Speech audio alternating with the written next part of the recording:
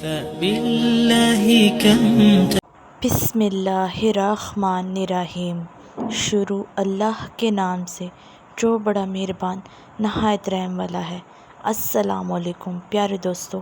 امید کرتی ہوں کہ آپ سب خیریت سے ہوں گے۔ اللہ تعالیٰ آپ پر اپنی رحمت کرے، کرم کرے۔ آج میں آپ کے جو ویڈیو شیئر کرنے لگی ہوں، اس کے بعد آپ کے ذہن میں کوئی بھی ڈاؤٹ نہیں رہے گا یا آپ کو کوئی غلط فہمی ہے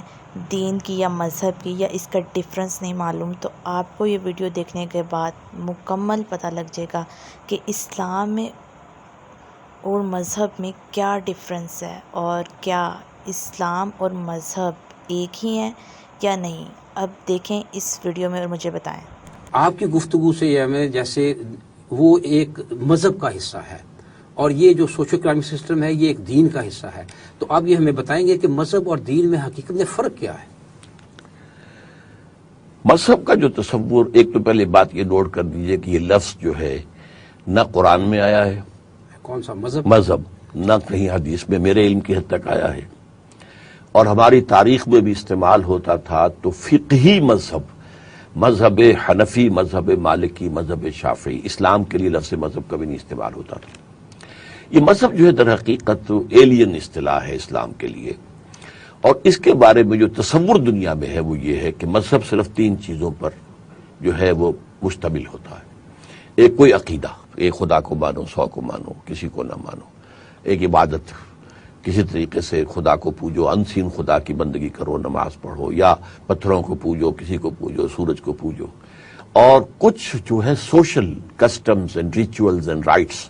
بچہ پیدا ہوگا تو کیا کریں گے، بپتسمہ کریں گے یا عقیقہ کریں گے، کوئی مرے گا تو کیا کریں گے، اس کی لاش جلائیں گے یا اس کو دفنائیں گے۔ یہ تین چیزیں these go to make religion, مذہب۔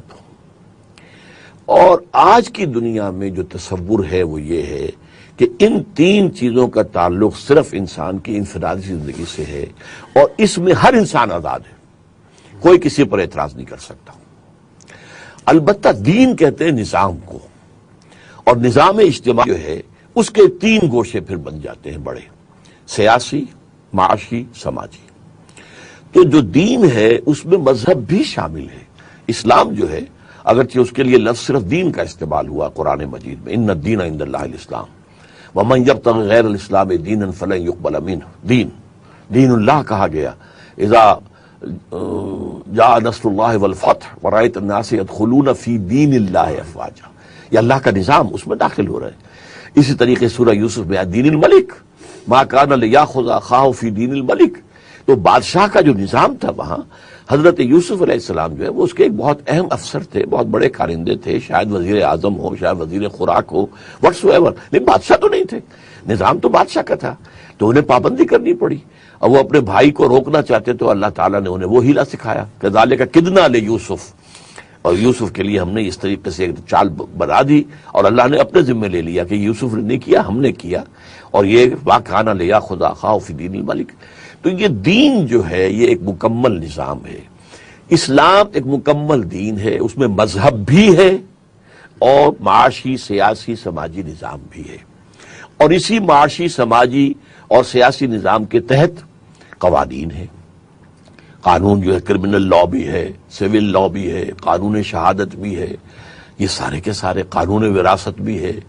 یہ جو سود حرام ہے، جوا حرام ہے، شراب حرام ہے، یہ ساری چیزیں جو ہیں، اور معاشرے کے اندر یہ کہ یہ ایک مخلوط معاشرہ نہ ہو، ملا جلا نہ ہو، بلکہ یہ کہ ایک سیگریگیٹڈ سوسائٹی ہو، اور ظاہر بات ہے کہ پردے کی جو ہے حفاظت عورت کو مہیا کی جائے، یہ ساری چیزیں ایک نظام بنتا ہے اس سے۔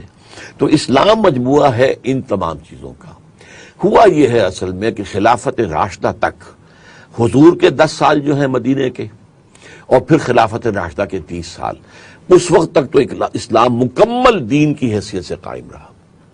جیسے خلافت ختم ہوئی، خلافت راشدہ، اب ملوکیت آ گئی، سیاسی نظام اب وہ اسلام والا نہیں رہا،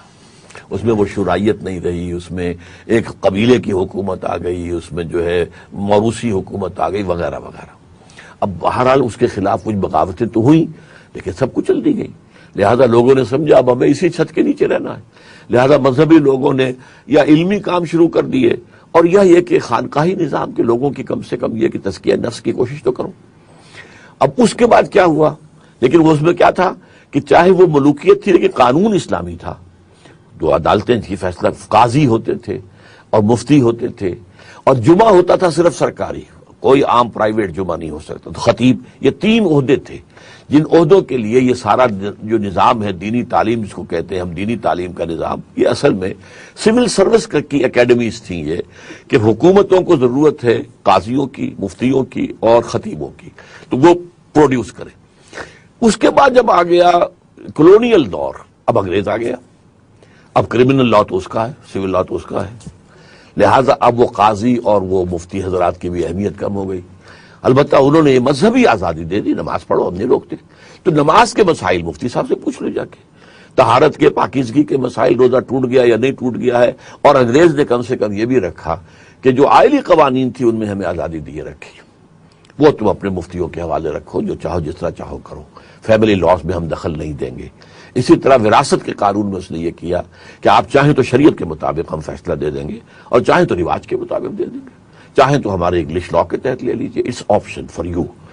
لیکن یہ کہ اس کے بعد ظاہر بات ہے کہ دائرہ سکڑ گیا، وہ جو دین کا دائرہ تھا، پورا نظام زندگی، وہ تو خلافت راشدہ کے بعد ہی ایک منزل تو ختم ہو گئی، دوسری منزل جو تھی وہ سارا کا سارا جو ہے وہ کولونیل دور میں کہیں 200 برس انگریز یہاں پر رہا، تو اس کا نتیجہ کیا ہوا ہے کہ کنڈیشننگ ہو گئی ہے عوام کے ذہنوں کی، اور اس کو علماء نے بھی قبول کر لیا ہے، ریکنسائل کر لیا ہے کہ بس اسلام نام اسی نماز روزے کا ہے، یہ عبادت ہے، پرسنل ہے، یہ ہے، یہاں تک کہ ایک بہت بڑی تحریک چل رہی ہے کہ جو اسی تصور پر مبنی ہے، نظام کی وہ بات ہی نہیں کرتی۔ ہاں وہ تقویٰ کی بات اس معنی میں عبادات کے اندر جو ہے وہ زیادہ ذوق و شوق ہو جائے، اتباع سنت کا ذوق و شوق زیادہ ہو جائے، یہ یقیناً ہوتا ہے، وہ کرتے ہیں، لیکن نظام کی بات ہی نہیں ہے۔ اس اعتبار سے یہ ایک بڑا اہم کارنامہ تھا جس کا سب سے پہلے سہرا بنتا ہے علامہ اقبال کے ماتھے پر کہ انہوں نے دین اور مذہب کی یہ دوئی تھی اسے ختم کیا ہے۔ دین کا لفظ جدا ہو دی سیاست سے تو رہ جاتی ہے چنگیزی، یہ تو دین جو ہے یہ تو در حقیقت ہے ان سب کے اوپر ایک اوور آل ایک سٹرکچر ہے، یہ صرف مذہب نہیں ہے۔ اور یہ جو کہا کہ ملا کو جو ہے ہند میں سجدے کی اجازت، ناداں یہ سمجھتا ہے کہ اسلام ہے آزاد، اسلام کہاں آزاد ہے؟ اسلام کے سارے باقی قوانین تو بند پڑے ہوئے ہیں اور ساری شریعت جو ہے وہ بند پڑی ہوئی ہے۔ تو اب یہ چیزیں لوگوں کے ذہنوں میں راسخ ہو چکی ہیں۔ اسی کو کہا ہے رینڈ کارپوریشن والوں نے کہ ٹریڈیشنلسٹ مسلمان جو ہے اس وقت وہ اصل میں اس نظام تعلیم کو بھی ابھی سینے سے لگائے بیٹھا ہے جو مسلم حکومتوں کی سول سروس کے لیے لوگوں کو قاضی اور مفتی اور خطیب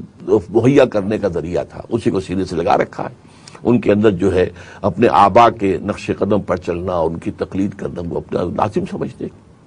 حالانکہ وہ نظام تعلیم اس وقت کے دور کی جو ہے اس دور کے تقاضوں کو پورا نہیں کرتا۔ اسی طریقے سے وہ مذہب کا کانسیپٹ ہے عوام کے اندر، پھر اس مذہب کے کانسیپٹ میں بھی جو اور ڈی جنریشن آئی ہے وہ اور اس میں جو ہے وہ مشرکانہ اور عام بھی ہے، عوام کی سطح پر جو ہو رہا ہے ہمیں معلوم ہے شرک ہے اور تبرک کیا ہی اس دلدل سے ہمیں نکالے، آسان کام نہیں ہے۔